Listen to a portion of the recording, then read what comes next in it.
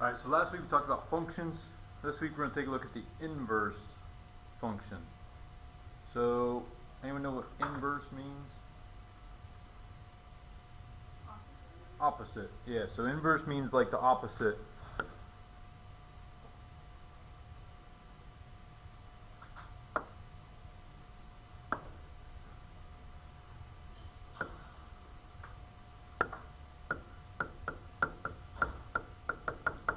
So inverse is opposite. So, to find the inverse function, you're going to switch the x and y and then solve for y again. Okay?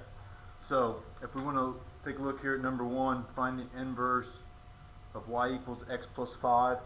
So again, switch x and y, so now I have x.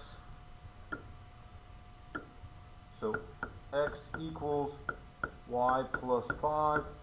And again, now you need to get y by itself. So we're going to subtract 5 on both sides. So x minus 5 equals y. So there's my inverse function. Okay, now to represent that, we're going to say y negative 1. Okay, so inverse is going to be that negative 1 exponent. So if y equals x plus 5, inverse y negative 1 equals x minus 5. Okay. So same thing here, if we have it in function notation, again, this f of x acts as our y. Okay, so there is no y in there, but that f of x acts like the y.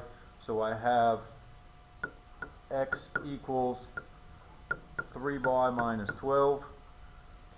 Again, add 12 to both sides. So x plus 12 equals 3y. And then divide by 3. And again, you can just leave it as that big fraction if you want. You can divide each part. So you could also convert it if you put f of x. So inverse of f of x. And again, you could leave it as a big fraction, or you can put it in both parts. So 1/3 x, 12 divided by 3, 4. And the only reason I might switch it here is just because this 12 divides evenly by 3. So either one. Okay, so you can leave it as that big fraction, x plus 12 over 3, or you can kind of put them together. So 1/3 x plus 4.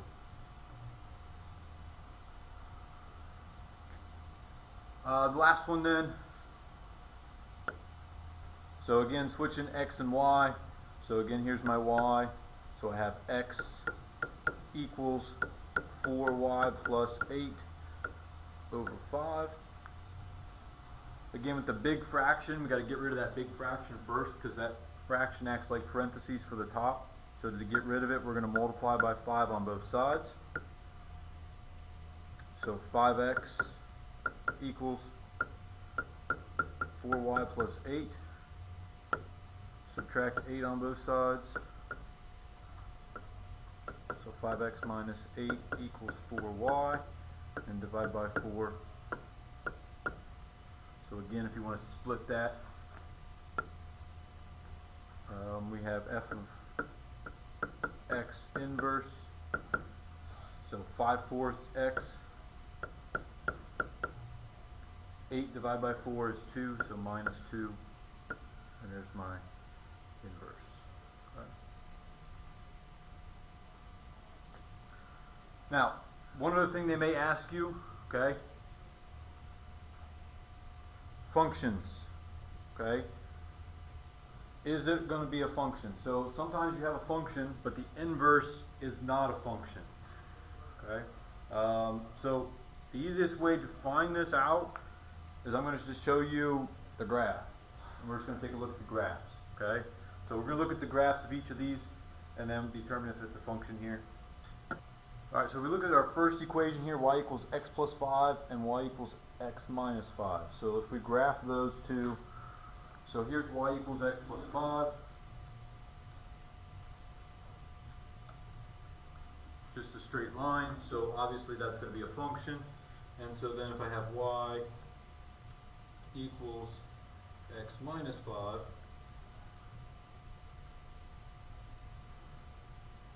there's my other graph. Okay. Now, I'm going to put one more line in here. And that's just going to be y equals x. We're going to change.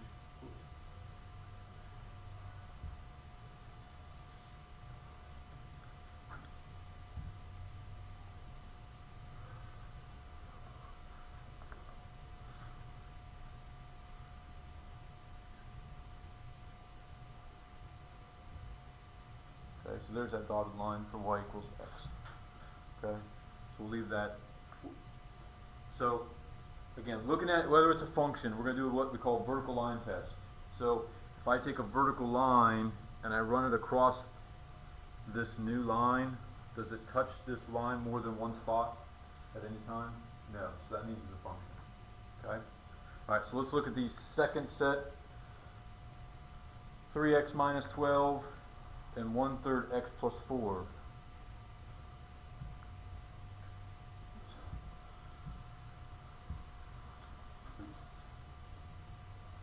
So 3x minus 12 and 1/3 x plus 4.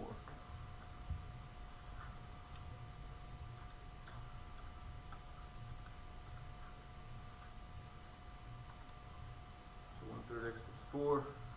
So again, zoom out a little bit. Black line here, that's my inverse function here. Again, if I look at that vertical line, does it cross it more than one spot? Nope. So we're good. You notice anything about the couple graphs that we've had so far? And this dotted line? Okay, the dotted line's been in the middle, right? So the first two were parallel. That dotted line was in the middle. Here they kind of cross, and they cross right on that dotted line. So let's take a look at the last two functions here. 4x plus 8 over 5.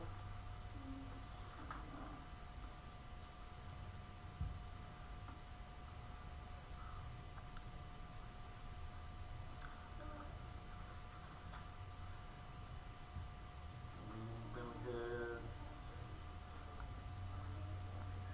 5/4 x minus 2.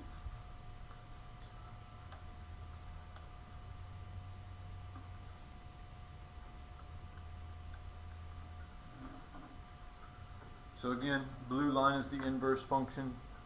Is this blue line a function? Yes, it passes the vertical line test. And again, you can kind of see that dotted line is right in the middle and it intersects on that dotted line again.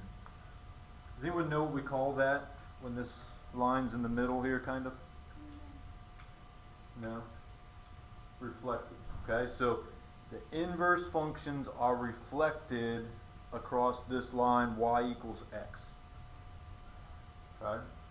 So no matter what the graph looks like, if I have this y equals x line, it's going to get reflected across that line. Okay? Because again, we're switching that x and y. So it gets reflected. Okay?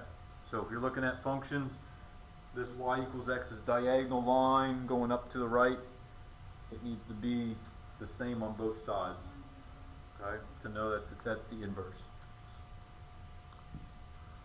Alright, so now, what about function values here? So let's take a look at these. So if I'm given f of 2, okay, so we're just using these values up above. So if I have x plus 5, well, what's f of 2? Again, we're just plugging that 2 in. So 2 plus 5, well, what's 5 plus 2? 7. So f of 2 equals 7. Well, what happens if I plug in a 7, the inverse? Well, here's the inverse, x minus 5, that's the inverse, right, of this function. So what if I plug in a 7? Well, 7 minus 5, what's 7 minus 5? 2. So the inverse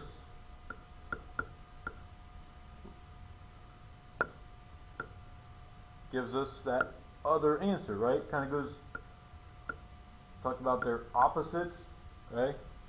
So it kind of goes forwards and backwards. Okay? So f of 2 equals 7.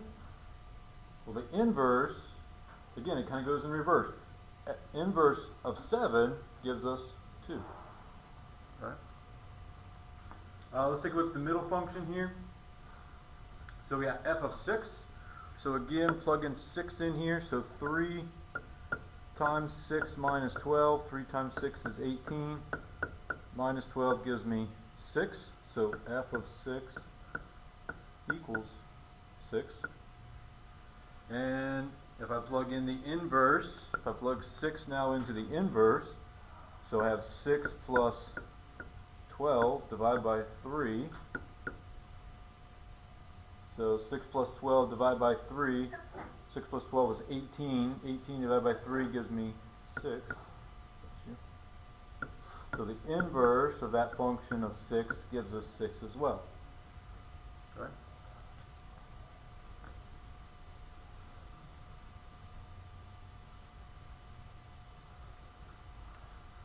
Let's take a look at the last one. Well, we had this function notation, f of inverse of f. Okay, so if I take this f function, 4x plus 8 divided by 5, and I plug in the inverse function into that, what are we going to get out? Okay, so let's plug this in. So I have 4, and in that x, we're going to put in that 5/4 x minus 2 plus 8, all divided by 5.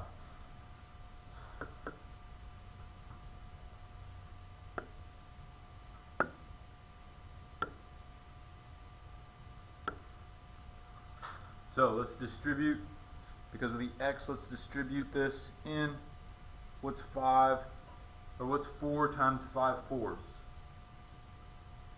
So again, remember, these 4's cancel, so it leaves me with just 5x. Okay, so I have 5x on top, then 4 times negative 2 is what? Negative 8 plus 8, all divided by 5. Well, what's 8 plus, negative 8 plus 8? Yeah, this right here just gives me 0, right? And then 5x over 5, well, those 5's end up canceling, right? So it just leaves me with a what? So the final just leaves me with an x. Okay?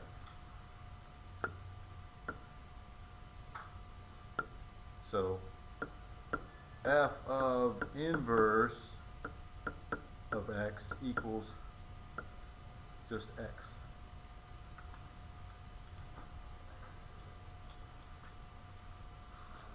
What if I plug it in the other way? Or what if I take the inverse and plug in the original function? Okay? So taking a look at our inverse here, we have 5/4. We're going to plug in this fraction here. Oops, 4y plus 8 all over 5 and minus 2. So again, when we're looking at this fraction, 5's on top and bottom cancel, right? So this 4, when I'm looking at this, 4 here cancels, right? 4 divided by 4 is 1. Alright, so we can divide 4 divided by 4, that just gives me 1y, right? And then 8 divided by 4 gives me what? 2. And then we have minus 2 on here. Oops, this should be an x, not a y.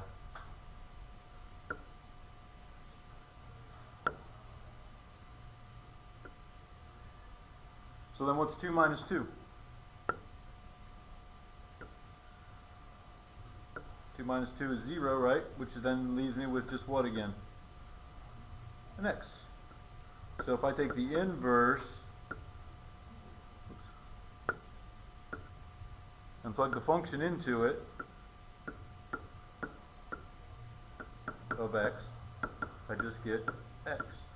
So again, it undoes everything that's there. So it just leaves you with the x left. Okay? Alright, a couple other things here. Just a couple things to think about. How do I undo radicals or square roots? Okay, so if I switch these x and y, x equals square root of y. What's the opposite of square root? How do I undo a square root? Square. Okay, so whatever this root is, okay, so in this case if there's no number it's a square root, so we're going to square both sides. So the square and the square root cancel, so the inverse is just going to be x squared. So the square root of x, x squared, those are going to be the inverse of each other. Well, what if I have an exponent? How do I undo exponents? Well, again, we can switch x and y, so x equals y to the third. Now, how do I undo exponents? Same idea here. I'm going to take the root of it, right? So whatever this root is, whatever the exponent is, that's what the root is going to be out front. So that's going to be the third root. And then again, this third root and exponent of 3 cancel out. So it leaves me with just a inverse equals the third root of x.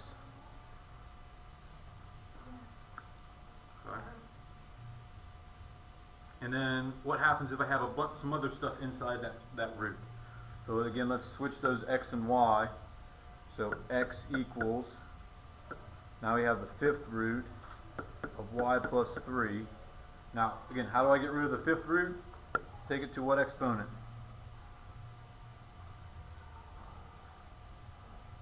What exponent gets rid of this fifth root? 5. Exponent of 5. Exponent of 5. So those cancel. So now I have x to the fifth equals y plus 3. And now I can get rid of and move anything inside that radical. So then I can subtract 3. Subtract 3. So x to the fifth minus 3 is going to be this inverse function. Okay? So those are just a couple extra examples, things you might run into when you're moving those things around. Okay? So that's inverse functions.